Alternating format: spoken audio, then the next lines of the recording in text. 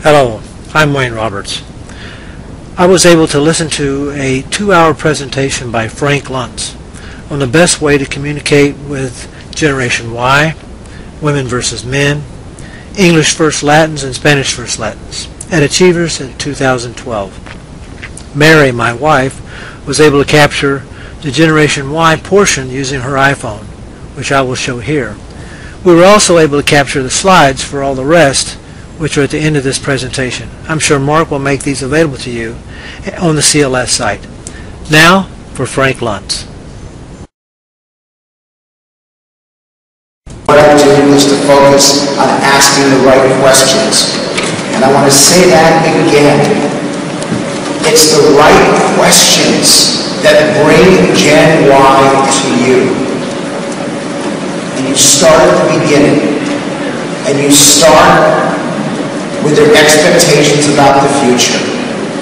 And Gen Y is very, very pessimistic and very afraid of what's going to happen for them as they get older. And by starting with the right questions, you get them into the perfect frame of mind to make a difference. Some of you have seen this before. I can't emphasize it enough. These are the 5 attributes that matter most. These are the things that Gen Y is saying that they want more of, that they don't have enough of. I don't just want you to write this down. I want you to internalize it. I am so afraid that you are presented based on a script rather than having a conversation based on real life. If it's a script and if it's rehearsed, it will not work. If it's real life, it will. And it's work-life balance. It's not just about work-life choices. Work-life balance. You ask the question, do you have the money you think you deserve? Do you have the time you think you need? All of this, asking these questions. Starting a direct selling company is much less important than the opportunity to work from home, start a part-time job, or even own a business of your own. The more that you keep it general is the more that you keep it aspirational.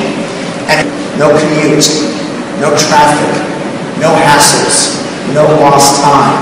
That's why working from home is so powerful for people. And I also want to emphasize, because the tone, and I'm going to give you specific words, but the tone is essential. You can't push it on them. If they feel like it's being pushed, they won't connect. That's why the power of questions. I'll give you the rule. You should ask a question every 5 minutes. Every 5 minutes re-engages them with that question. And that's how you pull them in, because people will be participating. The more personal anecdotes you use, in fact, the more you personalize it, the more powerful it becomes. And the language that I use here is very specific. Yes, they thought this about Amway, but it's the second line. But I was surprised to learn. I thought Amway just had average products. But I was surprised to learn that they're the best, or among the best, anywhere across the globe. I thought Amway was for my parents. I was surprised to learn that it's great for me too. Anything that indicates surprise says to them that you're being candid and straightforward with them. Another phrase that is really powerful. If you're like me, you end up at the end of the day with not enough time to do the things you want. If you're like me, you want to make sure you get to the kid's soccer game. If you're like me, you fill it in. Whatever comes next, you decide. Because this is not a script. But you begin with that phrase, if you're like me. And you do it in a way that you'll get 80 or 90% of the people in the room to respond. Each of these phrases I give you has been tested across the country and now across the globe. And each of these phrases works and connected to Gen Y. That's number 1 up there, ask for permission. It's a wonderful technique. You actually ask them, is it okay, can I tell you, I want to tell you about the negatives, I want to tell you about the challenges I have. Is that okay with you? When you ask permission, they'll all nod, and they will believe you. Some of you have been taught to always say the positive. I don't agree. I think you will be much more credible, much more effective, if you tell them that not every day is perfect. If you tell them that not every week is wonderful. But I've never regretted this decision. Not in a single day. Because my worst day with Annalie is still better than the best day I had doing anything else. I'm always looking at the body language. I am looking for the people who are nodding their heads. I am looking for the people who seem engaged. Why? Because everyone who comes to that meeting, let's say I've got 50 people in the room, I know that 20 of them aren't going to be interested. And I want them out of the room as fast as possible. Because I want to focus on the 30. It is not quantity that matters. Please, trust me on this. It isn't quantity, it's quality. I'd rather focus on the 5 people that I know that have the interest and what looks like the capability based on my conversations with them to be great IBOs, than focus on the other 15 or 20 people sitting around the table. I want the best. I want Annalie to be the best. I want you to have the best. And this is how you do it. And I do want to acknowledge doubts, because that makes them trust me that much more. The visuals are important. Actually, go back. Go back one more. This picture right here, this is the most powerful. You ask people about American pride and patriotism, this photo beats everything else. It's the Statue of Liberty. And do you notice that the sun is rising? This communicates a new dawn, a new beginning, new opportunity. This is compelling. Your visuals are boring. They are. I want them to see a visual that absolutely positively connects to them. I want them to see a visual that is so powerful that they cannot look away. See her? This would be an awful visual. Awful. For someone who's 55 years old. For a 25-year-old, they don't care. They see her as loving the music, digging the music, and they relate to her. So the visuals are different with Gen Y. Gen Y, they've got to be more compelling. They've got to be more interesting. The woman, she's in a hammock. She's got the sky above her, the ocean beyond her, the beach underneath her. Every woman sees this picture and says, I want to be in that hammock. Every guy sees this picture and says, I want to be in that hammock with that woman.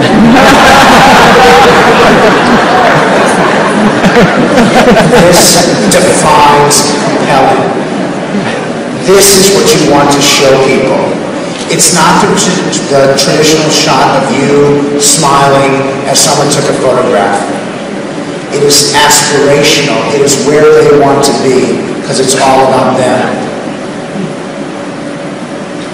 And I want them to understand what life is like on a daily basis, and you need to be able to explain it. And you need to do it in such a vivid way that they really do appreciate and understand it. So let's get to the words. Of all the charts that I have, this one is the one that I actually want you to steal.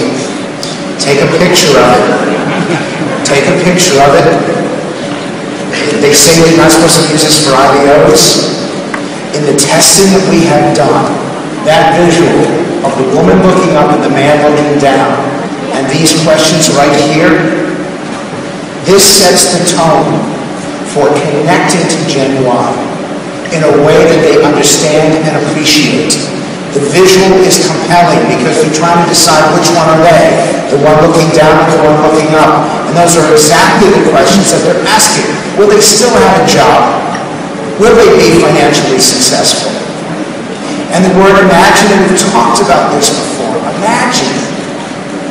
The most powerful word, because it's in the perspective of the audience, of the prospect rather than leader.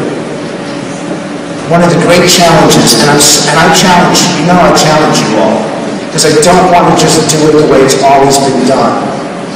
If you ask someone to imagine life at perfection, you ask an IBO to imagine where they want to be, ask 100 of them and you get 100 different answers. It's not what you imagine. It's not about you in this room. It's about them and what they imagine and what they aspire to be. And that's what this does, and this is the language. Over 50 years, you're going to hear me say this again and again. How many companies rise and fall in a decade? You've been around for over 50 years, and by the way, what it really should read is over half a century, because that communicates stability, and stability is what they're looking for. Visual connects to the verbal. People can imagine themselves climbing that, or they can imagine themselves doing amazing things, but only if you trigger that imagining. And so this is the exact language that I'm seeking that you use. All you're saying to them is that they're like you. There's nothing special about anyone in this room, but there's something special about what you've accomplished. And you're trying to paint that. You're trying to connect to them in that way. It's another example. This is what Gen Y wants. They want independence. They don't want to be told what to do, when to do it, when to arrive, when to leave. But notice something that's on there. Hard work and a will to succeed. This is not a get-rich-quick scheme. And you need to communicate that. Those values, independence, hard work, a will to succeed, that is essential in a successful IBO. And I need you to communicate that because I'm tired of the negative stories. And by the way, have you noticed how few there are these days? How you're more likely to read the positive than the negative? It really has changed. This is the language that helps that change. And another imagine. Over 100 different countries. I've said this to you before, you're like the United Nations, only you work. Over 3 million independent small business owners, over 600 unique patents. You only need to do this for about 30 seconds. But this is the data. These are the facts. This is the proof. And this is not about evidence. Evidence is too weak. These are facts, and you communicate them that way. And it connects to people. And it's perfectly fine to say, I know you had doubts, so did I. And in fact, it's probably the best phrase to use. Yes, I had my doubts, and I wouldn't be surprised if you do. But let me tell you what I learned. Let me tell you what I experienced. And by the way, look at the bottom line. I analyzed the arguments, I ran the numbers, and it made sense. If you talk about the doubt and then you provide that language, you will remove much of that skepticism that you face. Skip that. This is the best way to do it.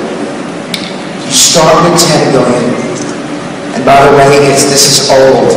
I don't know how the hell this is in there because it's 12 billion right now. 40 billion. Okay, 12 billion. Do you realize that your competition is coming apart? And you are setting all-time records. Good for you.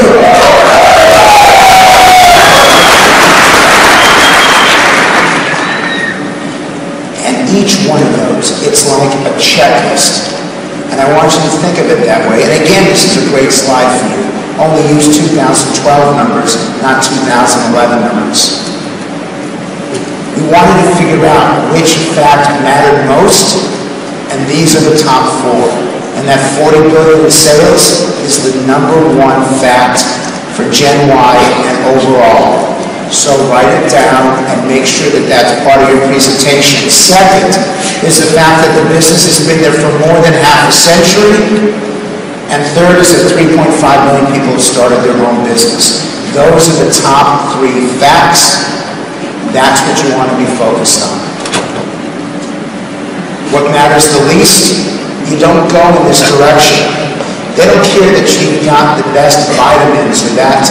Even in 100 countries, it's good, but it's not as good as the other facts. Skip this.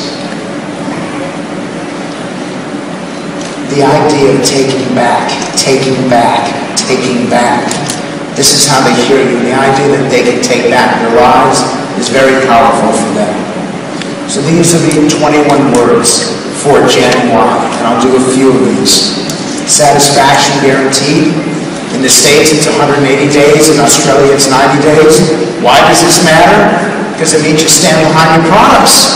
You stand behind what you sell, and that's the phrase. I stand behind what I do. This company stands behind me. That's the phrase that you're looking for. Believe in better. Don't accept the status quo. Don't accept your life as it is. Consider what your life could be, and you're only going to be 25 once, or 28, or 32. That's the concept of believe in better. By the way, any chance to succeed? No guarantees. And I say this to you. You are responsible for each other. There's a word cloud that they somehow took out of my presentation that I wanted you to see. The number one attribute that people want in the company that they work for is what? Coming down here for this. Number one attribute that they want in the company that they work for is what? Not recognition. Not security, not trust, but you're close. Who's integrity? Integrity is the number one value that they want. And part of that, the chance to succeed is not guaranteeing anything. If you guarantee them something and they don't get it, they will be angry and they will complain and eventually they'll come back to you. You cannot make promises you cannot keep. You cannot raise the opportunity above what it is. They have the chance to succeed. It's based on their effort, their hard work, their determination. It's based on them. But it's not based on some boss who makes an arbitrary decision. It's not based on some company who's downsizing. It is based on you and what you do. That's how you communicate it to them. That's what the chance to succeed is. You can do this. That phrase, they want someone to tell them they can do something better. They want someone to affirm them. But it's on their terms. And you connect it to you. If I can do it, look at me. The idea of who can do this, and by the way, if you can do a little self-deprecating humor, that's also going to help you. The top line, you're in control. We ask Gen Y, what do you want most? What attribute are you looking for in your life? If the company that they're working for, they're looking for integrity. In their life, they're looking for control. Control of the decisions that they make, and that's why that phrase you decide is so powerful. This is your lexicon right here. And by the way, the one that I love the most, because you gave it to me. No regrets. It's just about the money. And it's not just about the time. And it's not just about the best products on the face of the globe. It's also the feeling that you get when you do something for yourself and the pride that you have when you build something. This is the language. These are the 21 words that get people to join you. I got a few more phrases for you. By the way, the reason why I wanted to do this now is because in January I have to come up with 13 for 2013. And I don't have a 13th. So I had to see you in December. No excuses. No excuses means that you're going to give it a try. That you're at least going to see what it's all about. Don't make excuses for why your life isn't the way it is, or why your life isn't the way you want it to be. Okay, I'm going to cut it off now. I hope everybody enjoyed Frank Luntz and what we should be saying to Generation Y. Again, all the slides will be on the IC website for all the others. Again, it was an amazing presentation. Definitely worth your time to go see the rest of the slides. Thank you much.